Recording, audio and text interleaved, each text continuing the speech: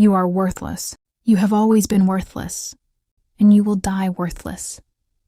My mother-in-law said it so calmly, like she was passing the mashed potatoes, while 12 people sat around my dining table and watched me hold my breath. My name is Claire Bennett. I'm 33 years old, and that night, in my own home in Charleston, South Carolina, I found out exactly how much my marriage was worth. My husband, Tom, didn't look up. He just kept eating his pot roast like she'd commented on the weather. 15 years of marriage, and in that moment, I understood something I had spent too long refusing to see. But what none of them noticed, what Patricia never saw coming, was my 9-year-old son Eli sitting quietly at the end of the table, setting down his fork with a stillness that didn't belong to a child his age. And in about 10 seconds, that stillness was going to change everything. Before I tell you what Eli did, let me take you back to where this really started. 3 years earlier, I was folding laundry in a 2-bedroom rental in North Charleston, counting coins from a jar just to buy Eli new sneakers for school. Tom had lost his sales job that spring, and instead of looking for work, he'd started disappearing to his mother's house every afternoon, coming home smelling like her cooking and her opinions. Patricia had never liked me, not since the day Tom brought me home and she asked, in front of his whole family, if I'd finished high school. I had a business degree she never bothered to ask about. To her, I would always be the girl who wasn't good enough for her son, the girl who dragged him down instead of lifting him up.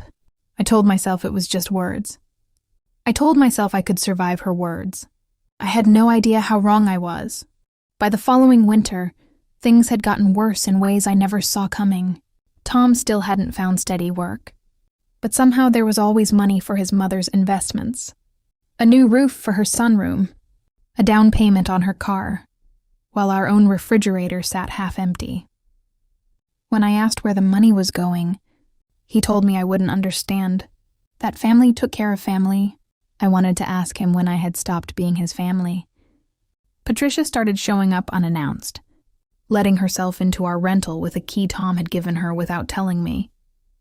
I'd come home from my shift at the accounting firm to find her rearranging my kitchen cabinets, telling me my spice rack was an embarrassment. When I asked Tom to talk to her, he just rubbed his temples and said, "She means well, Claire. Just let it go." I let a lot of things go that year. Then came the afternoon I found the joint savings account, the one Eli's school fund was supposed to be building in, sitting almost empty. $4,000 gone. When I confronted Tom, he finally admitted it. Patricia had borrowed it for a medical bill, and he'd approved the transfer without asking me. Because, in his words, it's my name on the account too. That night, I sat on the edge of our bed and looked at Eli's drawing taped to our closet door, a stick figure family holding hands under a crayon sun. I realized I had built my entire sense of safety on a man who kept handing pieces of our life away to a woman who had never once respected me. I told myself I would leave. I told myself I would find the strength. But 3 weeks later, I was still there, setting the table for Thanksgiving dinner, folding napkins into perfect triangles for the same woman who was about to look me dead in the eye and tell me exactly what she thought I was worth, with my own son watching every second of it. Eli stood up from his chair that Thanksgiving night, his voice steady in a way that silenced the whole table. "Don't talk to my mom like that." He didn't yell. He didn't cry. He just looked at his grandmother and said it again, slower, like he needed her to understand every word. "She works 2 jobs so I can eat. What do you do besides take our money?" The room went dead silent. Patricia's fork froze halfway to her mouth. And Tom finally looked up from his plate, staring at our 9-year-old son like he was seeing something he'd been too afraid to say himself. I didn't sleep that night. I sat at the kitchen table after everyone left, staring at a stack of unpaid bills, and I made a decision that had been building in me for 3 years. I pulled out my old business degree binder, the one I hadn't touched since college, and I started writing a plan for a bookkeeping service for small businesses and something I could build from home, on my own terms, with my own name on it. I filed the paperwork in January with $600 I'd been quietly saving in a coffee can. My first client was a nail salon 2 blocks away. paying me $200 a month to untangle her books.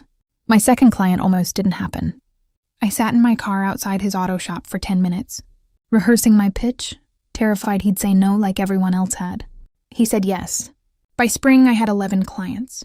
By summer, I'd hired my first part-time assistant, a single mom named Renee, who understood exactly why I cried a little the day I signed her contract. Tom noticed the new clothes, the new confidence, the calls I took with the door closed. He started asking questions I no longer felt obligated to answer.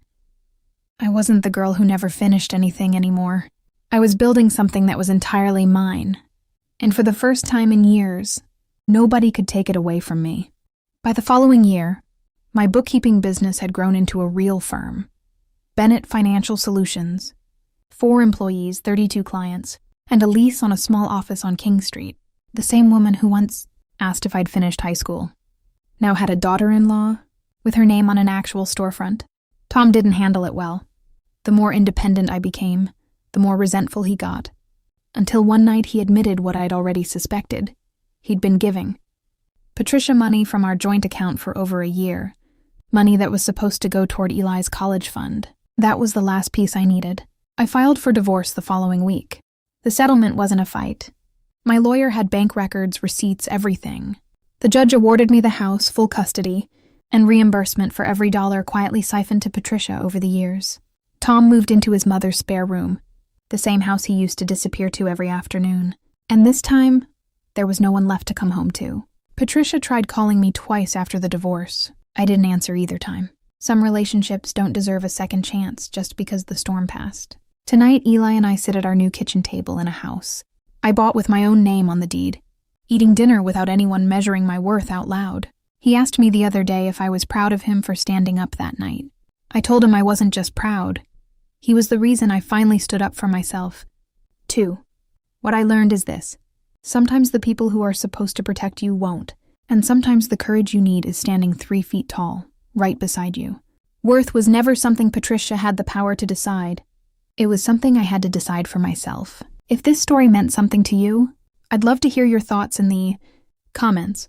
Has anyone in your life ever underestimated you the way Patricia underestimated me? Give this video a like if you believe in second chances built on your own terms, and subscribe if you want to walk through more stories like this one with me. I've got another story coming soon that I think you're going to feel in your chest. I'll see you there.